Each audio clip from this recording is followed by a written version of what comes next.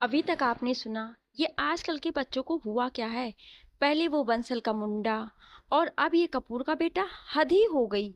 जो चीज हम सीधे ढंग से पा सकते हैं उसे इस तरह करके क्यों गंवाना। जो तुम्हारी है ही नहीं उसे छोड़ दो। चल छोड़ो बेटा। रब उसके हमेशा साथ होता है जो सच्चा होता है, और जो हमेशा दूसरों का भला करता है रब उसका बुरा नहीं होने देता। जी पापा जी, बस उनका ही सहारा है। अगम बोला। अब आगे। अगम का दिल बिल्कुल टूट गया था। झलक के बिना उसके जीवन में कुछ भी नहीं बचा था। अब वो रोज सुबह क्लिनिक के पास चला जाता और सारा दिन वो अंदर देखता रहता कि शायद एक झलक झलक की दिख जाए। और झलक दिख भी जाती थी। कभी कभी वो बाजार जाती तो वो भी चोरी छुपे उसका पीछा करता। वो जहां जाती वो भी उसके पीछे पीछे जाता। उसकी हालत मजनू जैसी हो गई थी। दीवान जी ने इसके पापा को बुला लिया। उस बात को महीनों हो गए थे। उसका रिजल्ट आ गया था। उसने मेरिट के साथ पास किया था। डॉक्टर गिल ने उसे एमडी के लिए लंदन अपनी बहन के पास भेज दिया। अगम के पापा शिमला आ गए। वो अगम का हाल देखकर हैरान रह गए। सर के बाल बढ़े हुए, दाढ़ी बढ़ी हुई, कपड़े बेढंगे पहने हुए। अगम पुत्र, ये क्या हो गया? ये क्या हाल बना लिया है तूने? पापा की बात सुनते ही अगम फूट फूट कर रो पड़ा। उसने पापा को सारी बात बताई। अरे बेटा, घबराते नहीं है। हम सुबह चलेंगे झलक का हाथ मांगने। तू चिंता ना कर बेटा। ऐसे रोते नहीं है पुत्र, उसके पापा बोले। अगम को कुछ हौसला हुआ। उस रात उसने पेट भर खाना खाया और लेटकर झलक को पाने के सपने देखने लगा। उसने तय कर लिया था कि वो झलक को मना कर ही दम लेगा।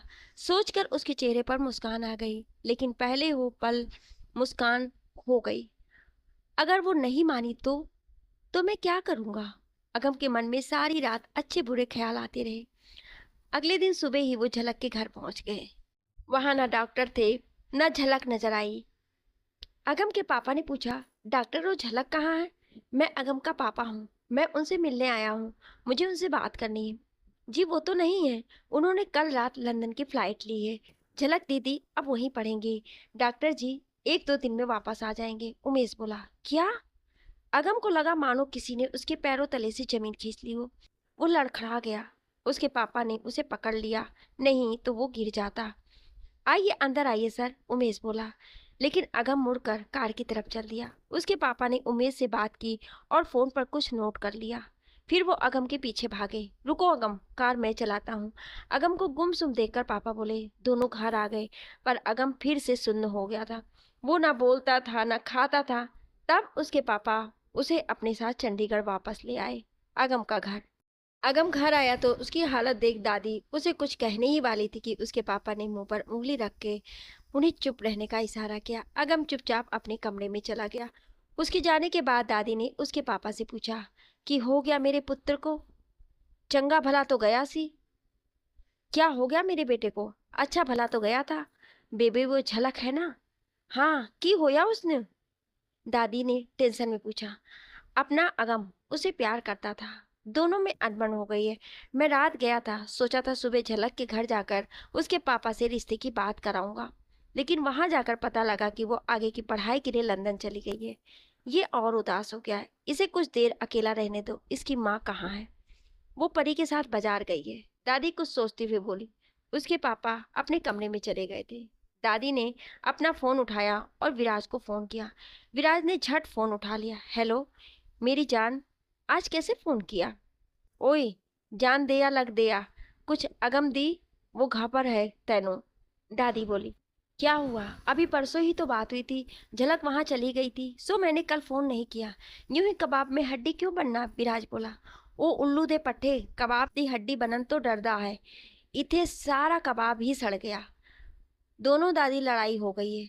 ते झलक लंदन चली गई है। ते मेरा पुत्र देवदास बन गया है।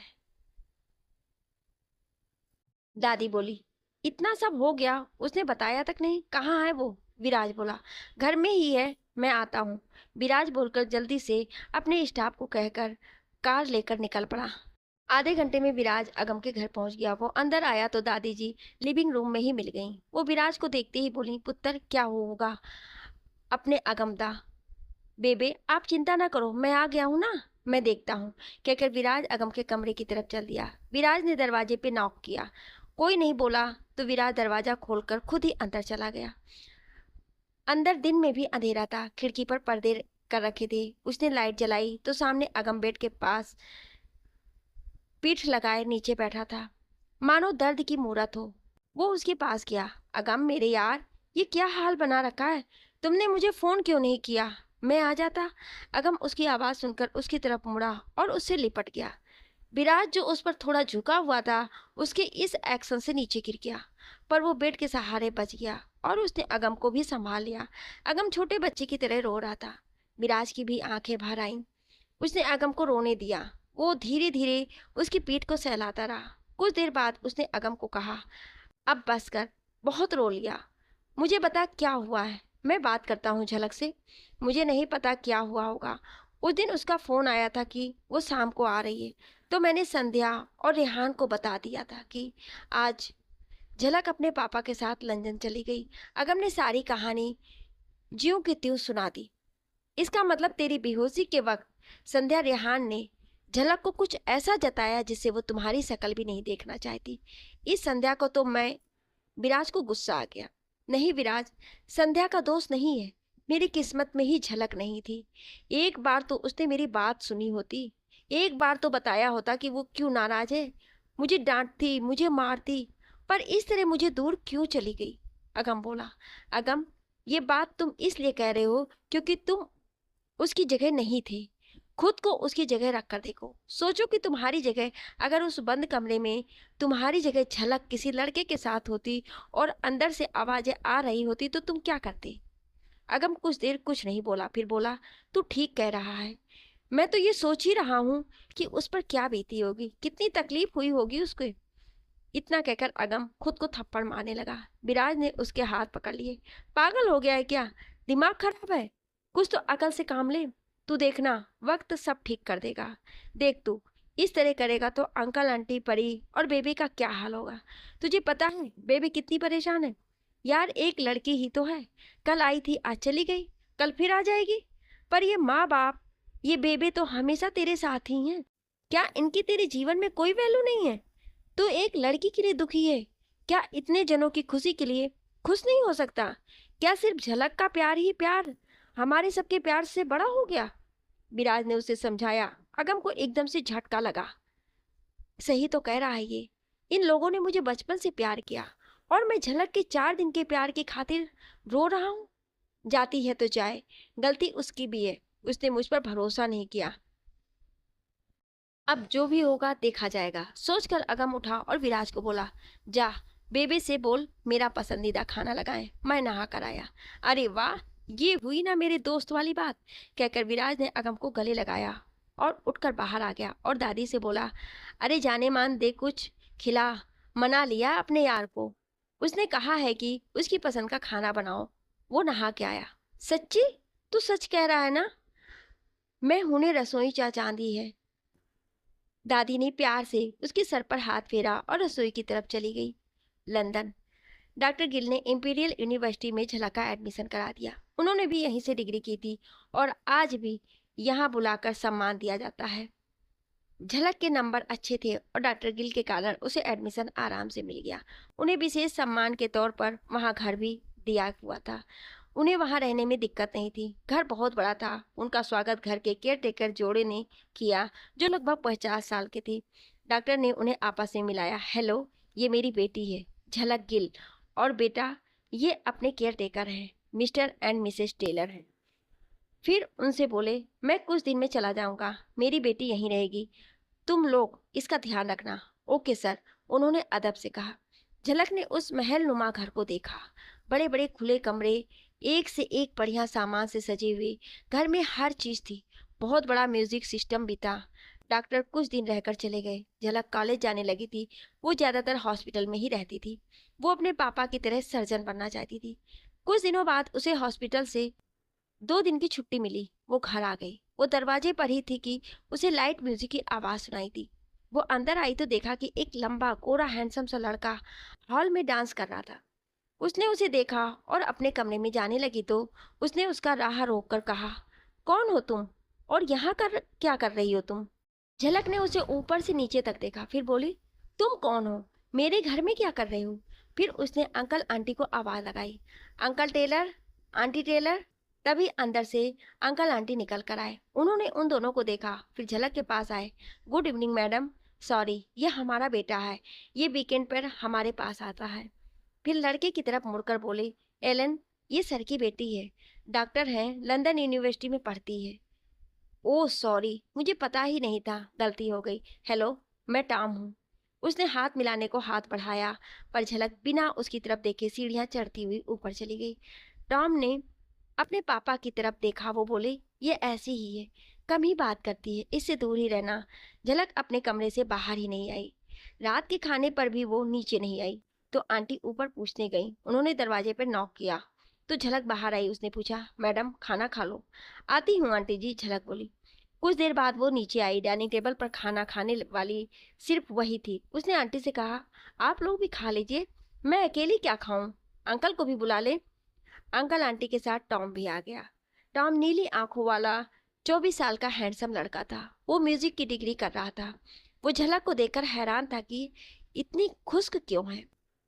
वो खाना खाते वक्त भी उसे बुलाने की कोशिश करता रहा, पर वो बात ही नहीं कर रही थी, जबकि आंटी अंकल की बात का जवाब दे देती थी। खाना खाकर वो बाहर टहलने निकली। टॉम भी उसके पीछे हो लिया। वो गार्डन में घूम रही थी और टॉम सामने बैठे देखे जा रहा था। तुम ऐसे ही हो या मुझे देखकर कर रही हो? टॉम बोला।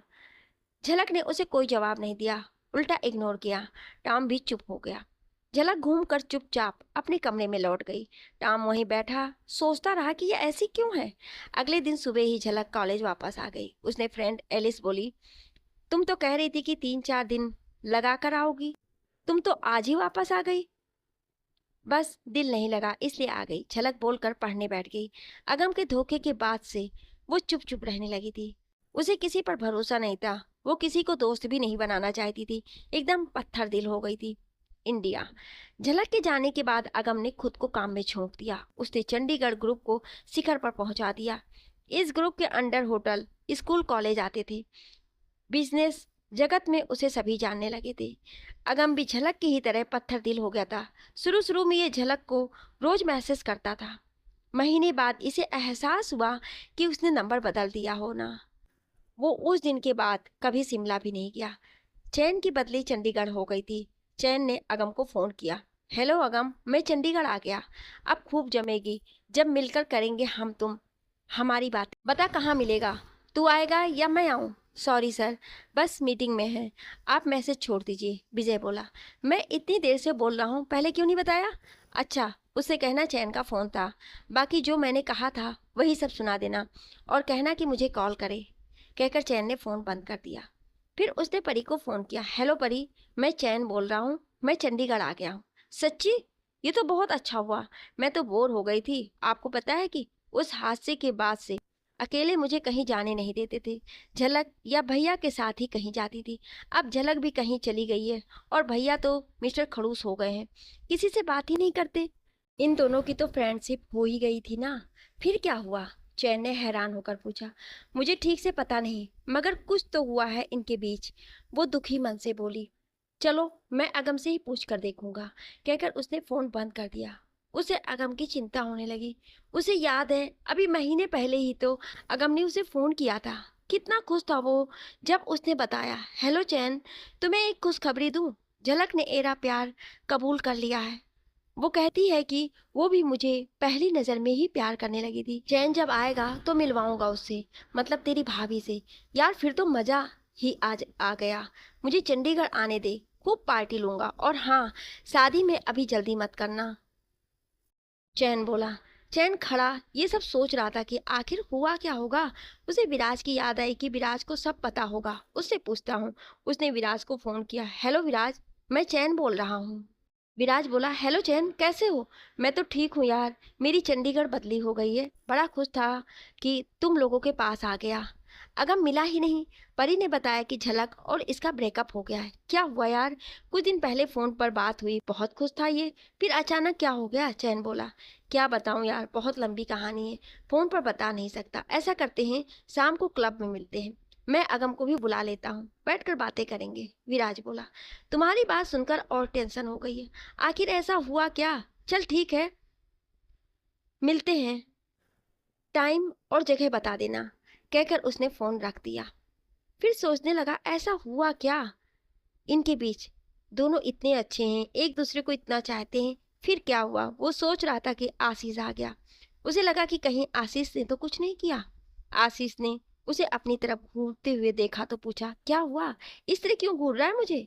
कुछ नहीं, अगम और झलक के बारे में पता लगा। एक्सक्यूज मी, कहीं तो तुम ये नहीं सोच रहे हो कि मैंने कुछ किया? जनाब, मैं इतना घटिया नहीं हूँ। मुझे जब पता चल गया था कि झलक अगम को चाहती है, मैंने उसी दिन से उससे दूरी बना ली थी। यही नहीं, अब मेरी गर्लफ्रेंड है। कहते हैं ना कि शादी उससे करो जो तुम्हें चाहता हो, ना कि उससे जिसे तुम चाहते हो। सो मैंने उसे चुना जो मुझे चाहती है। तुम भी जानते हो उसे। हैं? कौन?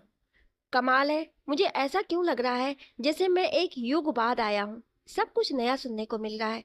चैन हैरान होकर बोला, मैं विवाह की बात कर रहा हूँ, वो जो झलक की फ्रेंड थी हॉस्पिटल में। आशीष बोला, नॉट बैड। हाँ, तू नहीं तो तेरी सहेली से दिल लगा लिया, इस बहाने तेरी भी खबर मिलती रहेगी।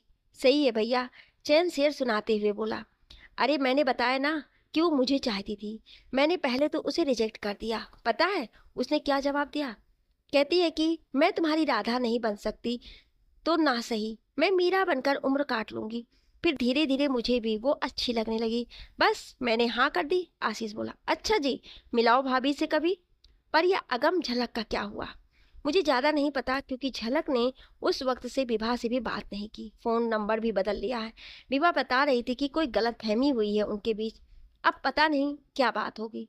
विराज से पूछा था, उसने भी नहीं बताया। मुझे लगता है अगम की कोई गलती होगी, पर बिना पता लगे कुछ नहीं कह सकते हैं। अच्छा लंच करें?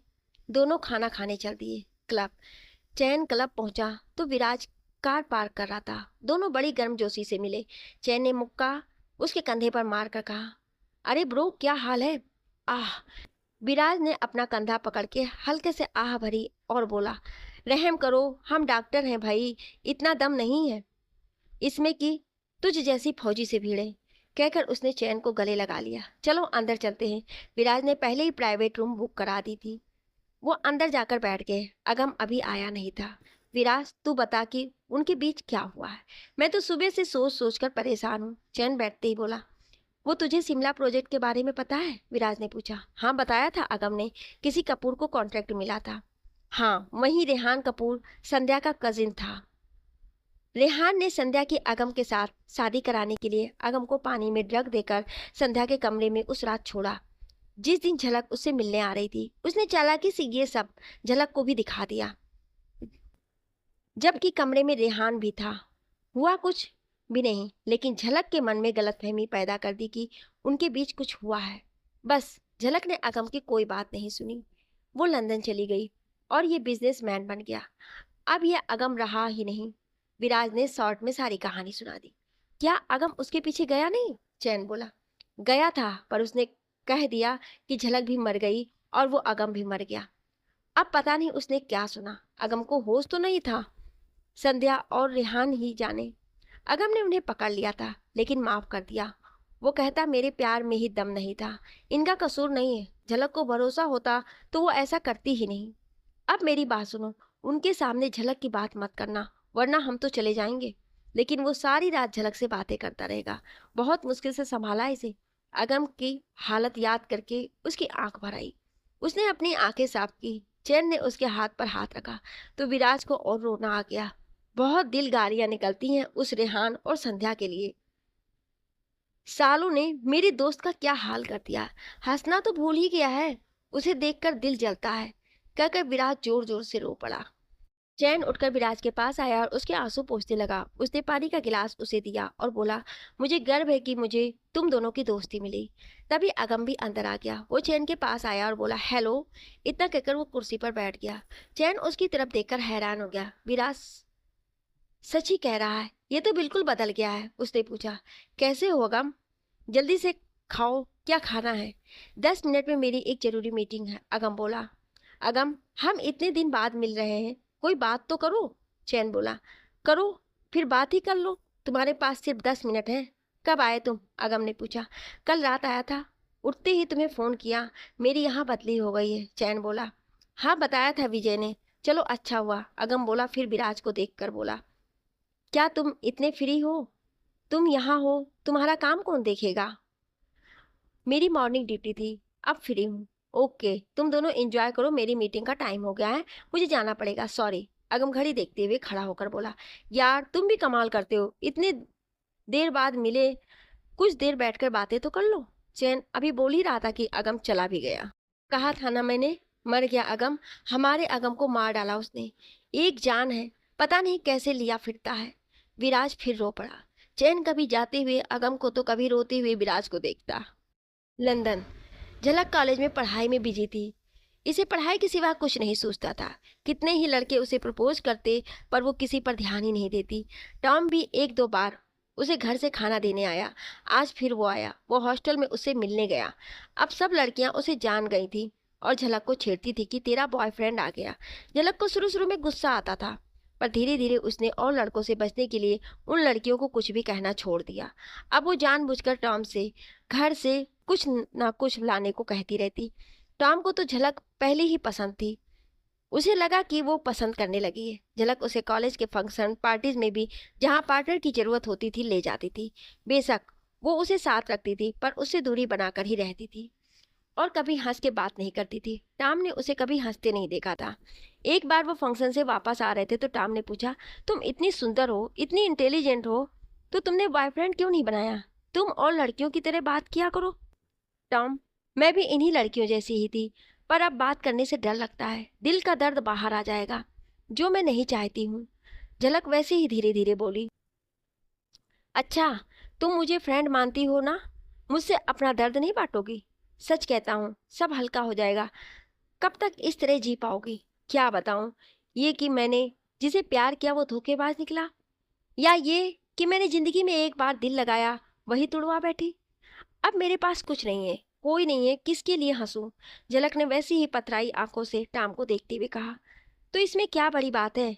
मैंने इतनी बार प्यार किया, इतनी बार धोखा खाया, अब मैं बड़ा हो गया हूँ, अब मैं धोखा दे भी देता हूँ। टाम ने उसे हंसाने के लिए कहा, पर वो फिर भी नहीं हंसी। शिमला। अगम के पापा शिमला का प्रोजेक्ट संभाल रहे थे। उन्हें वहां महीना हो गया था। इस दौरान वो दो तीन बार डॉक्टर गिल से मिलने गए, पर वो लंदन से वापस नहीं आए थे। आज फिर वो उनके घर गए। आज डॉक्टर गिल मिल गए। वो उनके पास जाकर बोले, नमस्ते डॉक्टर साहब, मैं अगम का पापा हूँ। नमस्ते, उमेश ने बताया कि आप यहाँ आए थे, पर अब कोई फायदा नहीं है। जी मैं फायदे नुकसान के लिए नहीं, बच्चों की खुशी के लिए आया हूँ। उनके बीच गलतफहमी पैदा की गई है। मैं आपको सच बताना चाहता हूँ, ताकि कल को आपसे सर उठाकर बात कर सकें। वो लड़की और उसके भाई ने मिलकर इसके साथ धोखा किया है। उन्हें पता था कि उस दिन झलक आने वाली है। उन्होंने इसके पानी में कोई दवा मिलाकर उन दोनों ने उसे जानबूझकर उस लड़की के कमरे में रखा और झलक को उसके कमरे में भेज दिया। उन्होंने पता नहीं झलक को क्या कहा, क्या उसने सुना। अगम ने अपने पर लगे इल्जाम साबित कर दिए थे। ये देखिए, पापा ने वही वीडियो डॉक्टर गिल को दिखाया। वो देखकर समझ गए, ओह, ये तो ठीक नहीं हुआ। पर अब बच्चे तो अलग हो गए हैं। मैं पहले ही कहता था कि अगम ऐसा लड़का नहीं है, पर अब क्या करें, झलक तो लंदन में है और वो अगम के बारे में सुनना भी नहीं चाहती। वो सोचती है कि अगम ने उसे धोखा दिया है। डॉक्टर गिल बोले, हाँ, अगम भी झलक का नाम नहीं लेना चाहता है। उसका कहना है कि झलक को अपने प्यार पर भरोसा रखना चाहिए था। अब हम क्या करें? अगम के पापा बोले, लेकिन आप चिंता मत कीजिए, हम भी उन दोनों के बाप हैं, कुछ ना कुछ सोचते हैं। डॉक्टर गिल अगम के पापा से हाथ मिलाते हुए कहे, जी डॉक्टर साहब, आपने ठीक कहा, अब हमें ही कुछ करना होगा। अगम के पापा ने डॉक्टर का हाथ पकड़कर कहा। उमेश पास बैठा देख रहा था। डॉक्टर साहब इतने दिन से अगम का नाम भी नहीं सुनना चाहते थे। जब उस दिन मैंने कहा था कि अगम के पापा आए थे, तो कहते हैं कि बाहर से ही भगा देना, और अब देखो कैसे गुड़ शक्कर हुए जा रहे हैं, किसी के बारे में कुछ नहीं कह सकते। अगम के पापा और डॉक्टर गिल ने मिलकर एक स्कीम बनाई। उन्होंने झलक को अगम की बेगुनाही वाला वीडियो सेंड कर दिया। फिर अगम को किसी बहाने से लंदन भेजने का प्लान बनाया। अगम का घर। अगम के पापा शिमला से वापस आ गए थे। उन्होंने अगम से कहा, बेटे, मेरे लंदन वाले दोस्त ने कुछ कागज मंगवाए हैं, मेरी तबीयत कुछ ठीक नहीं लग रही है, तो तू जा। ये अपने शिमला वाले प्रोजेक्ट के बारे में है। ये कागज वैसे तो मैं कोरियर भी करा सकता था, पर बहुत ही कॉन्फिडेंशियल है, इसलिए तुम जाकर दे आओ। 2 दिन बाद आ जाना। अगम ने कुछ खास ध्यान नहीं दिया। वो पापा की बात मान गया। उसने अपने काम के हिसाब से कुछ दिन बाद की टिकट ली, शिमला। डॉक्टर गिल ने झलक को फोन किया। हेलो बेटा, वीडियो देखा? बेटा, हमें कुछ भी करने से पहले एक बार सोचना जरूर चाहिए। अगम ऐसा नहीं था जैसा तुमने उसे समझा। उसे उस लड़की और उसके भाई ने फंसाया था। अब तो नाराज नहीं हो तुम? पापा, बात मेरी नाराजगी की नहीं है। पापा, कोई किसी को धोखा दे तब देता है जब हम उसे देने देते हैं।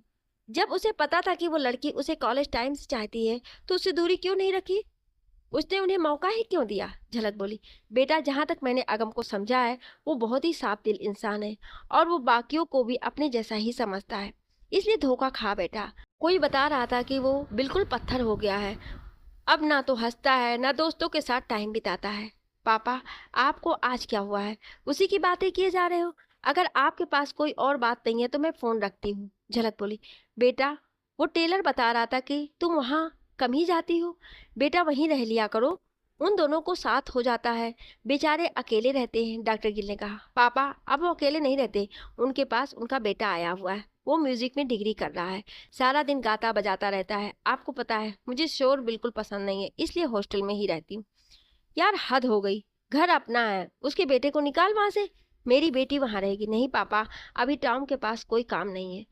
कोई बात नहीं, उसे रहने दो, मैं बाद में रह लूंगी। ये पहला साल थोड़ा मुश्किल है, अगले साल से घर से आया जाया करूंगी। झलक बोली। ठीक है बेटे, जैसे तुम्हारी मर्जी। उन्होंने गहरी सांस लेकर कहा। फिर फोन फोन बंद कर दिया। अब वो कैसे कहें कि अगम आ रहा है, तुम घर चली जाओ। लगता है कोई और प्लान बनाना पड़ेगा। उन्होंने अगम के पापा को फोन किया। हेलो, क्या हाल है? बढ़िया जी बढ़िया। आप बताओ क्या बना? मान गया, लेकिन कुछ दिन बाद जाएगा। टिकट लेगा तो मैं बता दूंगा। चलो देखते हैं क्या होता है, कहकर डॉक्टर गिल ने फोन बंद कर दिया। कुछ दिन बाद अगम ने लंदन जाना था। अगम के पापा ने डॉक्टर को फ़ोन किया। हेलो डॉक्टर साहब, अगम कल लंदन जा रहा है। मैंने अपने फ्रेंड को कह दिया है, वह अगम को 2 दिन बाद आपके घर भेजेगा। अब झलक को वहाँ कैसे बुलाना है आप देखो। सुनिए भाई साहब, ऐसा करते हैं कि मैं आपको टेलर का नंबर दे देता हूँ, आप अपने दोस्त को दे दीजिएगा। उसका बर्थडे मना लेते हैं, अहम गिफ्ट देने चला जाएगा। दोनों मिल जाएंगे। डॉक्टर गिल बोले। ये बढ़िया है। आपको डॉक्टर किसने बनाया? आपको तो सीक्रेट एजेंट होना चाहिए था। हाँ हाँ, अगम पापा हंसते हुए बोले। अगम लंदन की फ्लाइट में बैठ गया। वो झलक के बारे में सोचने लगा। मैं तेरे देश आ रहा हूँ, पता नहीं इतने बड़े देश में तू कहाँ होगी। बेशक दिल, मैं लोगों को दिखाता हूँ कि मैं तुझे भूल गया हूँ, लेकिन सच ये है कि मैं तुम्हें कभी भूल नहीं सकता। अगर दिल की बात दिल सुनता है तो भी तुम भी वही रहती हो जहाँ मैं जा रहा हूँ। काश तेरी एक झलक ही दिख जाए। झलक, मुझे पता है ये कुछ महीने मैंने कैसे बिताए हैं तेरे बिना। जिंदा हूँ पर लाश की तरह, किसी चीज में मन नहीं लगता। लंदन। झलक अपने कमरे में बैठी पढ़ रही थी कि उसे छींक आई। वो सोचने लगी कि मुझे किसने याद किया। पापा का तो फोन आ लिया था, फिर कहीं अगम तो याद नहीं कर रहा है। बहुत बड़ी गलती कर दी मैंने उस पर भरोसा ना करके। काश मैंने एक बार उसकी बात मानी होती। मुझे क्या हो गया था? मैं पागल क्यों हो गई थी? एक बार सोचती तो सही कि कई बार कानों का सुना और आंखों का देखा भी झूठ होता है। मैंने क्यों नहीं सोचा कि अगम ऐसा क्यों करेगा? आज मुझे क्या हुआ है? ये अजीब सी बेचैनी क्यों हो रही है? अगम को एयरपोर्ट पर उसके पापा का अंग्रेज दोस्त विक्टर का असिस्टेंट लेने आया था। वो उसे विक्टर के घर ले आया। विक्टर और डॉक्टर का घर एक ही शहर में था। अगम सारे रास्ते यही सोचता आया कि काश उसे झलक मिल जाए, बस एक नज़र भर ही देख लूं। पर कहाँ, हर एक की किस्मत इतनी अच्छी नहीं होती। वो फिर रब से बोला, काश कि मुझे उसका पता होता, उसे दूर से ही देख लेता। अगम ने अपनी डायरी खोली, उसमें लिखी शायरी पढ़ने लगा। वो अक्सर शायरी की किताबें पढ़ा करता था। जो शेर अच्छा लगता था उतार लेता था।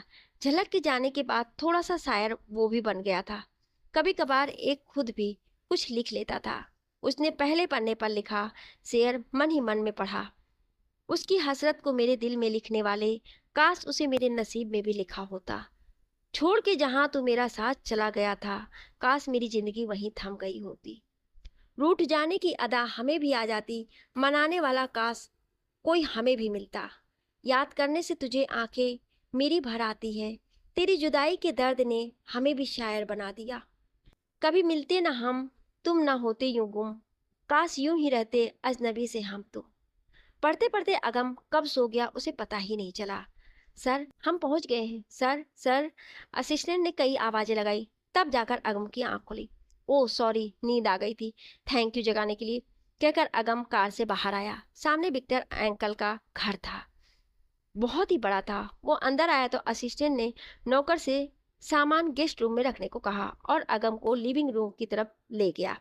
वहां विक्टर बैठे थे। हैंडसम सा उसके पापा की उम्र का था। विक्टर के पास गया और उससे हाथ मिलाए। विक्टर खुश होकर बोला, ओ अगम, आओ आओ, तुम्हें मिलकर बहुत खुशी हुई। और आने में दिक्कत तो नहीं हुई? नहीं अंकल जी, आसानी से आ गया, अगम बोला। और सुनाओ, प्रेम कैसा है? विक्टर ने पूछा। जी बिल्कुल ठीक है, वो एक प्रोजेक्ट में बहुत बिजी थे, इसलिए मुझे भेजा है। चलो अच्छा हुआ, इसी बहाने मैं तुमसे भी मिल लिया, नहीं तो उस मोटे को मिलना पड़ता। हमारा कोई मेल थोड़े है, अब हम दोनों तो फिर भी मेल खाते हैं ना, विक्टर ने मजाक करते हुए कहा। अगम ने भी हल्की सी स्माइल की। विक्टर ने उसे अपनी फैमिली से मिलाया। एक लड़का, एक लड़की और उसकी वाइफ थी। लड़की 18-19 साल की थी और बेटा 16-17 साल का था। उनकी पत्नी कोई प्रोफेशनल सेक्रेटरी लग रही थी। तब विक्टर ने उसे उन सबसे मिलवाया।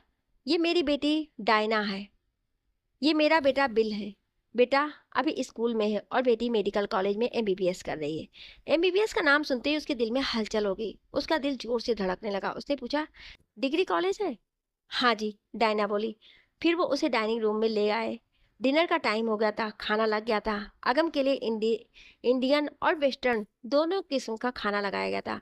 अगम खाना खाते हुए सोचने लगा कि मैं डायना के साथ उसके कॉलेज जाऊं। शायद झलक उसी कॉलेज में हूँ, शायद वो मुझे दिख जाए। चलो, बुलाए या ना बुलाए, सूरत तो दिख जाए उसकी। वो सोच ही रहा था कि विक्टर अंकल बोले, अगम क्या तुम कल डायना के साथ उसके कॉलेज चले जाओगे? उसके कॉलेज में पार्टी है। ये कॉलेज में नई है, कोई बॉयफ्रेंड है नहीं। बिल ज्यादा छोटा है और मैं ज्यादा बड़ा हूँ। तुम इसके पार्टनर बनकर चले जाना। कोई बात नहीं अंकल जी, चला जाऊंगा, मेरा भी टाइम पास हो जाएगा, अगम बोला। उसने रब से कहा कि बहुत जल्दी ये दुआ सुन ली, अब झलक को भी मिला दे मुझसे। अगले दिन वो सुबह तैयार होकर नीचे आया। हैंडसम तो था ही वो। व्हाइट शर्ट पर रॉयल ब्लू 3 पीस सूट पहना था। जब वो सीढ़ियों से उतर कर आ रहा था, सब उसकी तरफ देखने लगे। विक्टर उसे देखकर सोच रहा था कि काश ये मेरा दामाद होता। पर उसे प्रेम अगम के पापा ने पहले फोन पर झलक और अगम की कहानी सुना दी थी। तब विक्टर ने उसे बताया था कि उसकी बेटी भी उसी कॉलेज में है। झलक उसकी सीनियर है। ये तो इत्तेफाक से पार्टी आ गई, नहीं तो उन्होंने अगम को उसके साथ फिर भी भेजना था। डायना को भी पहले से ही सब पता था। वो अगम के साथ कॉलेज की तरफ चल दी। कॉलेज की 115वीं वर्षगांठ थी। उसी सिलसिले में पार्टी थी। कॉलेज खूब सजा रखा था। अगम विक्टर अंकल की फरारी लेकर डायना के साथ आया था। कॉलेज में बहुत हलचल थी। उसकी निगाहें भीड़ में झलक को ढूंढ रही थी। झलक ने भी टॉम को बुलाया था। वो पार्टी हॉल के गेट के पास टॉम का वेट कर रही थी। उसने डार्क पिंक गाउन पहना था। वो इधर उधर देख रही थी कि तभी एक फरारी आकर उसके सामने रुकी। वहां खड़ी सभी लड़कियां अगम को देखती रह गईं। वो प्रिंस से कम नहीं लग रहा था। झलक तो सामने ही खड़ी थी, उसकी नजर भी अगम पर पड़ी, उसे देखते रह गई। अगम कार से उतरकर पैसेंजर सीट की तरफ आया। उसने डायना के लिए दरवाजा खोला और उसका हाथ पकड़कर तहजीब से उसे बाहर निकाला। वो जैसे ही मुड़ा, उसकी नजरें झलक पर पड़ी, जो उसे ही देख रही थी। पर अगम से आंखें मिलते ही उसने मुंह घुमा लिया। झलक की आंखें भर आई थी। अगम उसी की तरफ देखता रहा। अगम की नजरें झलक पर टिकी थी। डायना के हाथ पर अगम का कसाव बढ़ रहा था। डायना ने अगम की तरफ देखा। उसने देखा कि अगम की नजर झलक पर टिकी है। उसने अगम से कहा, ब्रो, माना कि वो दिख गई है, प्लीज मेरे हाथ की कुर्बानी तो ना दो। अगम को अब एहसास हुआ। उसने सॉरी कहकर उसका हाथ ढीला छोड़ दिया। दोनों अंदर जाने लगे थे कि तभी वहां टॉम आ गया। टॉम ने आकर झलक का हाथ पकड़कर कहा, क्या बात है, वेटिंग फॉर मी? लेकिन जब उसकी नजर झलक के चेहरे पर पड़ी तो उसके आंसू देखकर टॉम परेशान हो गया। क्या हुआ, किसने रुलाया तुम्हें? झलक ने सर हिलाया और उसे खींचकर अंदर ले गई। अगम का तो मानो दिल दोबारा टूट गया। उसके दिल ने एक शेर बोला, बनाने वाले ये दिल कांच का बनाया होता, तोड़ने वाले ने भी हाथ पे जख्म तो खाया होता। वाह भाई, आप तो बहुत अच्छी शायरी करते हैं। या फिर झलक को देखकर निकल गई? डायना इंग्लिश बोली। ये उसके साथ कौन है? अगम ने टॉम की तरफ इशारा करके पूछा। मुझे नहीं पता, कॉलेज का तो नहीं लगता है, कोई बाहर का है शायद। उसे हटाऊं वहां से? नहीं, रहने दो।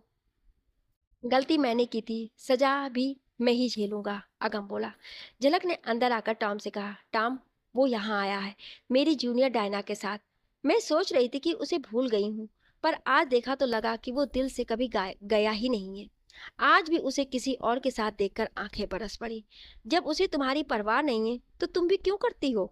लेट्स एंजॉय, कहकर वो झलक का हाथ पकड़कर उसे हॉल में रखी कुर्सी पर बिठाकर खुद भी बैठ गया और स्टेज पर हो रहे फंक्शन को देखने लगे।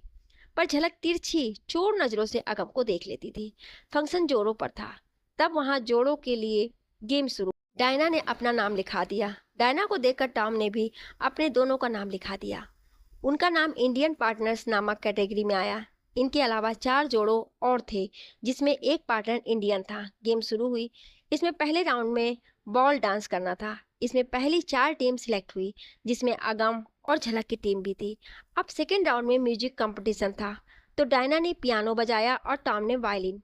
अब ये 2 टीम ही रह गई थी। लास्ट राउंड था गाना गाने का, तो अगम बोला कि वो सिर्फ हिंदी सॉन्ग गा सकता है। तो डायना ने आगे जाकर बात की। उन्होंने झलक से पूछा। वो बोली, ओके, मैं भी हिंदी ही गाऊंगी। सब तालियां बजाने लगे। पहले झलक ने गाया, दिल अपना और प्रीत पराई, किसने है ये रीत बनाई, आंधी में एक दीप जलाया और पानी में आग लगाई। गाना खत्म होते ही सब तालियां बजाने लगे। अगम उसकी साइड में ही खड़ा था। उसने गाने के दौरान 2-3 बार पीछे जाकर आंसू साफ किए। किसी को पता ही नहीं चला। झलक ने अपने आंसू रोक रखे थे। वो अगम को अपनी कमजोरी नहीं दिखाना चाहती थी। अब बारी अगम की थी। उसने गाना शुरू किया। हम बेवफा हरगिज ना थे, पर हम वफा कर ना सके। हमको मिली उसकी सजा, हम जो खता कर ना सके। वो गाना पूरा नहीं गा पाया। उसके आंसू निकल आए। वो स्टेज से उतर आया। डायना उसके पीछे आई। वो साइड में आकर रोने लगा। उसने सोच लिया था कि वो आज झलक से बात करेगा ही। वो दोबारा अंदर गया, पर झलक कहीं नहीं मिली। वो रब को कोसने लगा, रब जी, क्या होता है? अगर मैं उससे बात कर लेता, उसे मेरे सामने लाकर क्यों गुम कर दिया? तभी उसे याद आया कि कल को रब से दुआ कर रहा था कि उसे झलक की झलक ही दिख जाए। आज जब दिखी है तो वो बात करना चाहता। उसने रब का शुक्रिया किया और कहा, जैसे आज मिलाया है तो बात भी करा दे रब्बा। उधर झलक कार में बैठी टॉम के साथ वापस जा रही थी। उसे रोता देख वो उसे वापस ले आया था। वो बोला, वैसे इस डॉक्टरी में क्या रखा है? तुम अच्छा गा लेती हो, मेरे साथ गाया करो, फेमस हो जाओगी। टॉम ने उसे हंसाने के लिए कहा। झलक हंस दी और बोली, आइडिया अच्छा है, पर मैं 60% की पार्टनर बनूंगी। अगर मंजूर है तो हाँ कहना, बाद में चिक चिक नहीं करना। दोनों ही हंस पड़े। टॉम बोला, झलक, मुझे हिंदी ज्यादा समझ नहीं आती है, पर उसके चेहरे और उसकी नजरों से लग रहा था कि तुम्हें बहुत चाहता है। उसकी बॉडी लैंग्वेज भी यही कह रही थी। हाँ, चाहता तो वो बहुत था, पर कुछ गलत फहमियों ने हमें दूर कर दिया। झलक बोली, क्या अब मैं तुम्हारा ऐसा दोस्त हो गया हूँ कि तुम मुझे अपने मन की बात बता सको? अगर ठीक समझो तो, टॉम ने डरते डरते कहा। उसे झलक के मूड का पता तो था। जो कभी तो ठीक से बात करती थी, दूसरे ही पल नाराज हो जाती थी। कार रोको, झलक बोली। सॉरी झलक, मेरा वो मतलब नहीं था। नहीं बताना ना बताओ, मैंने तो यूं ही कह दिया। मेरा तो दिमाग ही खराब हो गया था। भला हम दोस्त कैसे हो सकते हैं? इतनी रात को कहाँ जाओगी? मैं पापा को क्या जवाब दूंगा? I am really sorry, Tom बोले जा रहा था। बहुत बोलते हो तुम। मैंने तो सिर्फ कार रोकने को कहा और तुम पता नहीं क्या क्या बोले जा रहे हो। मैंने इसलिए कहा कि हम वो उस पार्क में बैठकर बात करते हैं, झलक बोली। टॉम ने उसी वक्त ब्रेक लगाई और कार बैक ले जा करके पार्क के पास रोक दी। दोनों अंदर आकर बेंच पर बैठ गए। टॉम बहुत ही एहतियात बरत रहा था। वो चुपचाप झलक के बोलने का इंतजार कर रहा था। दूसरी तरफ अगम और डायना भी बाहर आ गए थे। अगम ने जब देखा कि झलक वहां नहीं है, तब उसने डायना को घर चलने को कहा। डायना ने उसे सो नहीं होने दिया कि उसे झलक और उसके बारे में सब पता है। वो बोली, कार मैं चलाती हूँ, आपका मूड ठीक नहीं। नहीं, मैं चला लूंगा, तुम आराम से बैठो, कुछ नहीं हुआ है मुझे, कहकर वो ड्राइविंग सीट पर बैठ गया। लेकिन बैठते ही वो स्टीयरिंग व्हील पर सर रखकर रो पड़ा। उसे लगा कि झलक ने नया बॉयफ्रेंड बना लिया। वो उसे भूल गई है, इसलिए उसे मिले बिना ही चली गई। उस बात को महीनों हो गए। उसने मुझ पर भरोसा नहीं किया, और ये नया लड़का? वो रो ही जा रहा था। बेशक वो उससे नाराज था, सबसे कहता था कि वो उसे भूल गया है, पर असल में उसे दिल में उम्मीद थी कि एक दिन वो वापस आएगी। लेकिन आज उसे किसी के साथ देख उसका दिल ही थोड़ी सी आस भी टूट गई। डायना कार में बैठी उसे देख रही थी। उसे ऐसा देखकर उसका दिल भी दुख हो रहा था। उसके भी आंसू निकल गए। उसने अगम की बाह पकड़कर कहा, अगम, आप क्यों रो रहे हो? प्लीज ऐसा मत करो, मेरा दिल घबरा रहा है, कहकर वो भी रोने लगी। अगम ने उसके रोने की आवाज सुनी तो उसने मुंह उठाया और उसकी तरफ देखकर बोला, तुम क्यों रो रही हो? आपको देखकर रोना आ गया, आप मत रो। डायना रोते हुए बोली। अगम को उसमें परी दिखी। अगर वो होती तो वो भी यही करती। अगम ने उसके सर के बाल छेड़ते हुए कहा, अच्छा नहीं रोता, तुम भी चुप हो जाओ। अगम ने रुमाल निकालकर अपना मुंह साफ किया। डायना ने भी अपना मुंह साफ किया और बोली, एक बात पूछ सकती हूँ? अगम को पता था कि वो क्या जानना चाहती। वो भी किसी से बात करना चाहता था। उसने कहा, पूछो। क्या आप मेरी सीनियर झलक के कारण ऐसा बिहेव कर रहे हैं? डायना ने पूछा। हाँ, वो मेरा पहला और आखिरी प्यार है, बहुत प्यार है मुझे उससे, अगम बोला। फिर आपने एक दूसरे से बात क्यों नहीं की? बहुत लंबी कहानी है, फिर कभी सुनाऊंगा, अगम बोला। क्यों, अभी क्यों नहीं? शायद मैं आप दोनों को मिला दूं, डायना ने आंखें बड़ी करते हुए कहा। अगम हंसते हुए पूछा, कहाँ से शुरू करूं? एकदम शुरू से, डायना बच्चों की तरह मचलती हुई बोली। बात साल डेढ़ साल पहले की बात है। मैं अपने काम से शिमला गया था। वहां किसी ने मुझ पर गोलियां चला दी। मैं जख्मी हालत में एक क्लिनिक में पहुंच गया। दरवाजा एक लड़की ने खोला। मैं उसका चेहरा भी ठीक से देख नहीं पाया और बेहोश हो गया। अगम कहानी शुरू कर दी। आपकी गोलियां लगी थी? डायना ने हैरानी से पूछा। उधर झलक भी टाम को सुना रही थी। वो बोली, जब मैंने दरवाजा खोला तो सामने खून से लथपथ अगम खड़ा था। मैंने उमेश भैया के पापा के हेल्पर की मदद से उन्हें अंदर लाई। पापा ने कई घंटे लगाकर उनकी गोलियां निकाल दी थी। फिर रात को मैं उनकी केयर कर रही थी। उनको आधी रात को होश आया। उसने मुझसे पानी मांगा। मैंने पानी पिलाया। फिर उसे थपथपाकर सुला दिया। अगले दिन सुबह वो अभी सो रहा था जब मैं चंडीगढ़ चली गई। मैंने सोचा नहीं था कि हम दोबारा मिलेंगे। इधर अगम बोला, सुबह जब आंख खुली तो वो वहां नहीं थी। वो लोग मुझे कोई गैंगस्टर समझ रहे थे। जब मैंने उनसे उस लड़की के बारे में पूछा तो उन्होंने साफ झूठ बोल दिया कि यहाँ कोई लड़की है ही नहीं। मैंने भी सोच लिया कि मुझे शायद वो हुआ हो, सो मैंने फिर नहीं पूछा। कहानी सुनाते हुए अगम के चेहरे पर एक अलग ही रौनक थी। डायना उसकी वो खुशी देखकर खुश होते हुए बोली, वाओ, फिर क्या हुआ? फिर वो कहाँ मिली? झलक आगे बोली, उस दिन मैं हॉस्पिटल में अपनी फ्रेंड से मिलने गई तो वीआईपी वार्ड में मेरे सीनियर ने मुझे बुला लिया। मैं गई तो वहां अगम था। मैं उसे देखकर घबरा गई। मैं बता नहीं सकती थी कि मेरे क्या इमोशंस थे। मैं खुश थी पर मैं डरी भी हुई थी। मुझे डर था कि पता नहीं किस किस्म का बंदा होगा जिसे किसी ने गोलियां मारी है। टॉम ध्यान से उसकी तरफ देख रहा था। उसके चेहरे पर अलग ही नूर था, अलग ही चमक थी, प्यार की चमक जो उसने पहले कभी झलक के चेहरे पर नहीं देखी थी। उसे लग रहा था मानो ये कोई और ही झलक है। अगम आगे बोला, फिर इसने भी मुझे पहचानने से इनकार कर दिया। इसने कह दिया कि हम कभी मिले ही नहीं हैं। मैंने भी सोच लिया कि शायद ऐसा ही हो। उस दिन इसके दुपट्टे का मुझे छूना, इसका मुझे पानी पिलाना एक सपना ही हो, पर मुझे इससे प्यार हो गया था। अब कुछ भी होता, चाहे सपना या हकीकत, प्यार तो हो ही गया। इधर इस तरह धीरे धीरे हम पास आते गए और हमने एक दूसरे को अपने प्यार का इजहार भी कर दिया। बहुत खुश थे हम दोनों। कहते कहते अगम के चेहरे पर उदासी छा गई। मैं बहुत खुश थी कि मैं इतने दिन बाद उससे मिलूंगी। मैं वहां गई और रिसेप्शनिस्ट के बताए हुए अगम के कमरे के पास पहुंची। मैं दरवाजा नॉक करने वाली ही थी कि मुझे अंदर से आवाजें सुनाई दी। संध्या थी जो अगम को कह रही थी कि मुझे छोड़ दो। मैं विश्वास भी ना करती, लेकिन फिर मैंने अगम की आवाज़ सुनी। वो कह रहा था, आई मिस यू। मुझे उस वक्त लगा कि मेरी दुनिया ही उजड़ गई। अगम अगम को मैं क्या समझती थी और वो क्या निकला। उस दिन मैं बिल्कुल टूट गई। मैं पागलों की तरह घंटों सड़क पर बैठी बारिश में भीगती रही। वो तो उमेश भैया ने मुझे देख लिया और घर ले आए, वरना मैं मर जाती, कहकर झलक रो पड़ी। टाम ने उसे कभी रोते भी नहीं देखा था। वो हैरान था कि इस लड़की को कभी इमोशनलेस समझता था। वो असल में खुद को दबाए हुई थी, अंदर ही अंदर घुट रही थी। अगम दर्द भरी आवाज में बोला, मैं उसके घर गया पर वो औरों को भेजती रही, पर मैं नहीं हिला, वहीं उसके दर पर बैठा रहा। फिर वो आई और बोली कि तुम जिस झलक को मिलने आए हो, कल वो झलक मर गई। अब उसकी मौत का तमाशा ना बनाओ, कहकर वो चली गई। अगम ने आंखों से आंसू झरने की तरह बह निकले। मैंने हिम्मत करके उससे कहा, कह तो दिया। मैंने अंदर कदम रखते वक्त एक बार पीछे मुड़कर देखा, वो वापस जा रहा था। मैं वहीं गिर गई। वो बुरी तरह से कांप रही थी कि वो मंजर याद आ गया। वो रोए जा रही थी। टॉम ने उसे अपना कोट उठाया, लेकिन वो तो ठंड से नहीं, अपने जज्बातों के कारण कांप रही थी। टॉम ने टिश्यू पेपर का डिब्बा उसके आगे कर दिया, जो वो आते वक्त कार में उठा लाया था। मैं ही जानता हूँ कि मैं कैसे वापस होटल आया। वहां आकर मैंने सारी छानबीन की और संध्या और रेहान का सच पकड़ा। फिर आपने झलक को सबूत नहीं दिखाए? उसे दिखा देते तो सब ठीक हो जाता। डायना ने आंखें साफ करते हुए कहा। मैं गया था, पर मेरी किस्मत, उसके पास जाकर मेरी बेगुनाही साबित करने वाली वो रिकॉर्डिंग चली ही नहीं।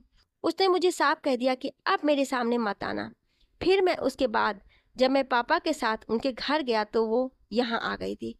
उसके बाद उसे मैंने आज देखा है। अगम ने सारी कहानी सुनकर गहरी सांस ली। अगम, बुरा ना मानो तो एक बात कहूँ, टॉम ने पूछा। पूछो, झलक बोली।